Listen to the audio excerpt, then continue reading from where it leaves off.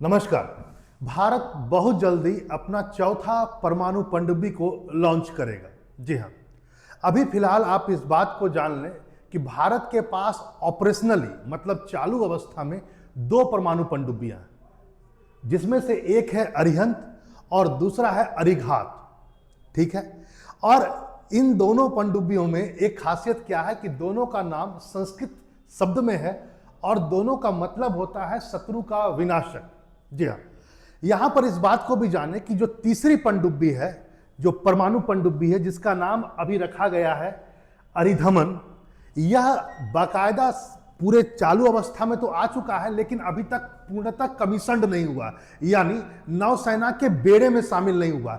माना जाता है कि यह 2026 में मतलब इसी साल शुरुआती समय में यानी फरवरी से लेकर मार्च के विषय में अरिधमन जो होगा वह शामिल हो जाएगा और इसके साथ भारत 3 परमाणु पनडुब्बियों के साथ आगे बढ़ेगा। वाजिब है, भारत का रक्षा क्षेत्र में कम से कम नौसेना के क्षेत्र में इससे बहुत ताकत बढ़ेगी।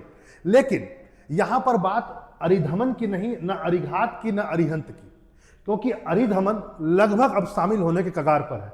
बात है चौथे परमाणु पनडुब्बी की और उसका नामकरण रखा गया है और नामकरण है अरिसुदान। यहां पर ध्यान रखेंगे, सभी जो अरिसुदान हो, अरिधमन हो, अरिघाट हो या अरिहंत हो, सभी नामकरण का मतलब जो सभी संस्कृत शब्द हैं और सबका मतलब होता है एक ही। वह क्या है? शत्रु का विनाशक। यहां पर इस बात को भी आज आप जानें कि किसी भी पनडुब्बी का नामकरण जो होता है वह अंतिम रूप से स्वीकृति होती है जब राष्ट्रपति की, तभी उसका नामकरण होता है। सबसे पहले उसके नाम रखने की प्रक्रिया जो होती है वह नौसेना की जहाज निर्माण नामकरण जो समिति होती है पहले वह रखती है।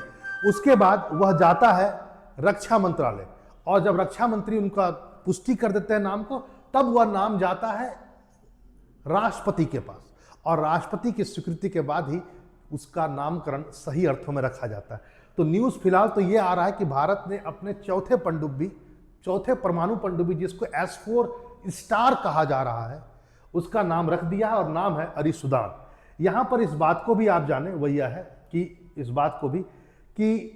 जो तीसरा परमाणु पनडुब्बी है जो अभी पूरा कमीशन्ड नहीं हुआ है, लगभग एकदम लास्ट फेज में है, बाकायदा नौसेना प्रमुख एडमिरल दिनेश त्रिपाठी ने कह दिया है कि जो अरिधमन है, जो तीसरा परमाणु पनडुब्बी होगा भारत का, वो बहुत जल्दी भारत के स्क्वाड में शामिल हो जाएगा, नौसेना के स्क्वाड में शामिल हो जाएगा, जिसमें 70% माना जा रहा है स्वदेशी पार्ट है।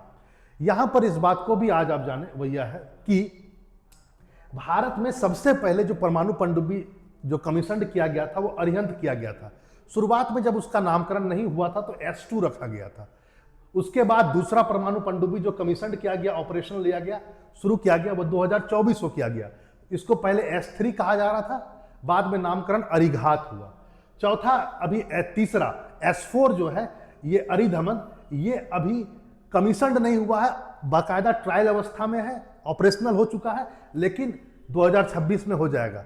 यहां पर क्या आप देखेंगे, एक चीज तो वही देखेंगे कि जहां अरिहंत में 40% से लेकर 50% पार्ट स्वदेशी थे, वहीं पर अरिधमन आते आते 70% पार्ट स्वदेशी हो गए हैं और अभी जो नया बनने आ रहा है उसमें शायद हो सकता है 75% पार्ट स्वदेशी हो। यहां पर इस बात को भी जानें कि भारत का जो परमाणु पनडुब्बी है वो लगातार अपग्रेड हो रहा है, यानी पहले वाले से ज्यादा अच्छा। देखिए, जो अरिहंत था, ध्यान रखेंगे, वो केवल 60,000 टन यानी इतने भार का था।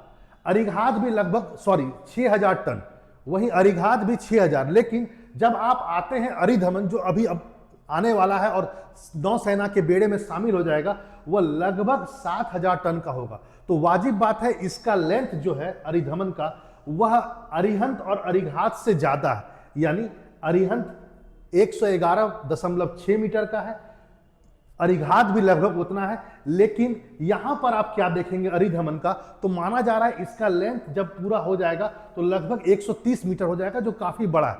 यहां पर इस बात को भी ध्यान रखें, अरिहंत में केवल 4 वर्टिकल लॉन्चर ट्यूब है, मतलब एक बार में सिर्फ वो 4 मिसाइलों को छोड़ सकता है।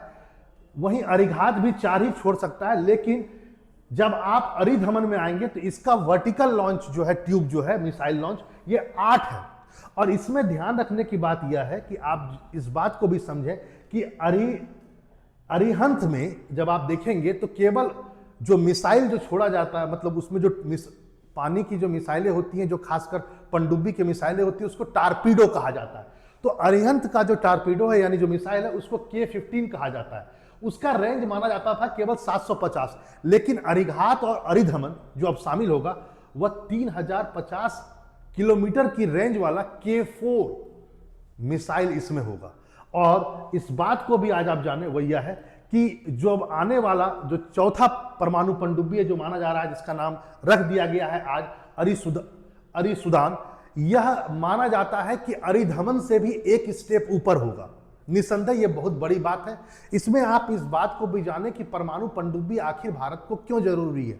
देखो, इस बात को जानिए कि जो परंपरागत पनडुब्बियां होती है वो डीजल से चलता है, और डीजल को भरने के लिए कई बार बाहर भी निकलना पड़ता है। फिर उसका जो कंबंशन होता है यानी जो चलता है, उसके लिए कई बार आपको कुछ दिनों के अंतराल में एक बार ऊपर भी निकलना पड़ता है ऑक्सीजन के लिए, तभी वो जाकर के डीजल के साथ मिलकर के सही से ईंधन बनाता है।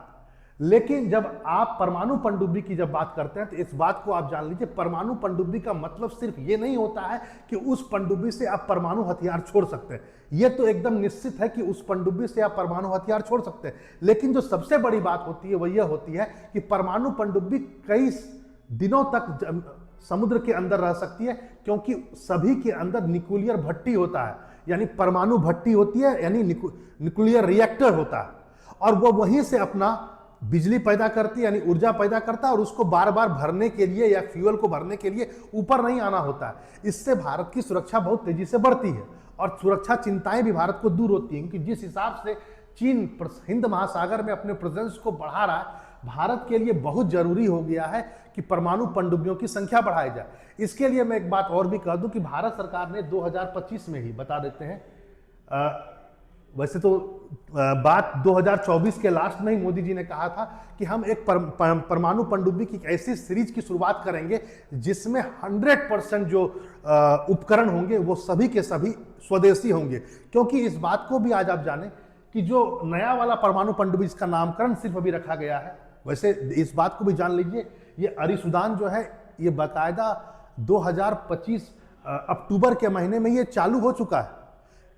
अब इसका अभी ट्रायल शुरू नहीं हुआ है, ट्रायल अभी इससे पहले वाले का शुरू हो चुका है जो अब एकदम अंतिम क्षण में है अरिधमन का। इसका अब ट्रायल शुरू होगा और माना जाता है कि ये 2027 में जाकर शामिल होगा। लेकिन इस बात को भी आज आप समझें कि इन सब में जो पार्ट्स लगे हुए हैं, इसमें माना जाता है कि 75% एटलास पार्ट स्वदेशी हैं। लेकिन जो नया पनडुब्बी बनेगा, इस 4 के बाद जो नया पनडुब्बी बनेगा, उसमें माना जा रहा है कि 95 से लेकर 100% पार्ट केवल स्वदेशी होगा। निसंदेह यह भारत के लिए एक बहुत बड़ी बात होगी। लेकिन फिलहाल यह भी कम नहीं है, क्योंकि भारत अब चौथा परमाणु पनडुब्बी के करीब है। 2027 तक माना जा सकता है चौथा परमाणु पनडुब्बी भारत को मिल जाएगा, तीसरा इसी साल किसी भी महीने मिल सकता है। चलिए फिर मिलते हैं ऐसे इंफॉर्मेटिव वीडियो के साथ। नमस्कार।